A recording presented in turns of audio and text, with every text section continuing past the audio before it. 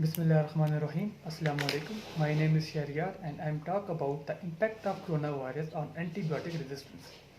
The novel coronavirus pandemic has become the defining challenge of our time, affecting many areas of our life at both the individual and social levels. Much has been said about the impact of COVID-19 on the global economy and the psychological consequences of the most unusual situation. But what the other public health challenges we face? In particular, what impact will COVID-19 have on antibiotic resistance? As infections caused by resistant bacteria are currently one of the greatest threats to public health, as the WHO first declared in 2016 and has reminded us ever since, tackling this issue will require the commitment of all the nations. Unfortunately, although it is still too early to gauge to its full impact, the new SARS-CoV-2 virus appear to intensifying the problem of antibiotic resistance. But what evidence point to this conclusion? Unfortunately, although it is still too early to gauge its full impact, the coronavirus appears to be exhibiting the problem of antibiotic resistance. First, in hospital settings, antibiotics have been widely used to eliminate possible bacterial superinfections in COVID-19 patients.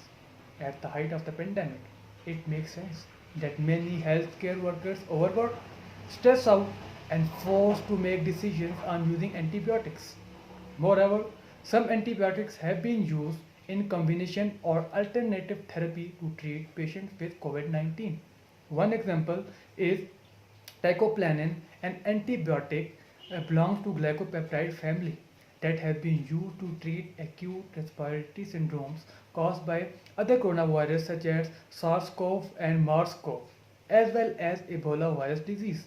However, we do not have enough scientific evidence of its efficacy to justify its use against COVID-19. In hospital settings, antibiotics have been widely used to eliminate possible bacterial superinfections in COVID-19 patients.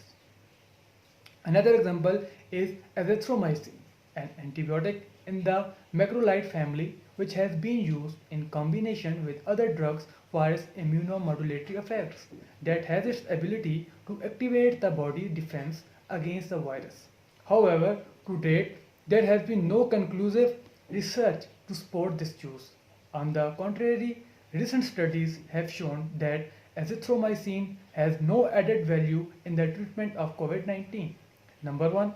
Number two, community-wide antibiotic prescriptions patterns suggest the existence of two contradictory trends that, in the best case scenario, would cancel each other. On the other hand, home confinement and restrictions on people movement may have contributed to a decrease in the number of doctor's appointments, leading to fewer antibiotic prescriptions overall. On the other hand, telemedicine seems to have had the opposite effect, which, which is the inability to perform or collect samples to establish a real diagnosis, which may lead physicians to overprescribe antibiotics out of an abundance of caution.